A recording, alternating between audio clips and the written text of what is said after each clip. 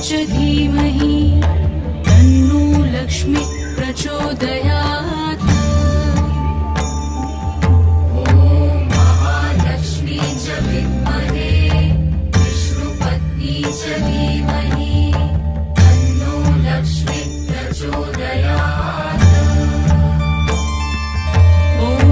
महालक्ष्मी च विद्महे विष्णुपत्नी च धीमहि तन्नो लक्ष्मी प्रचोदयात्।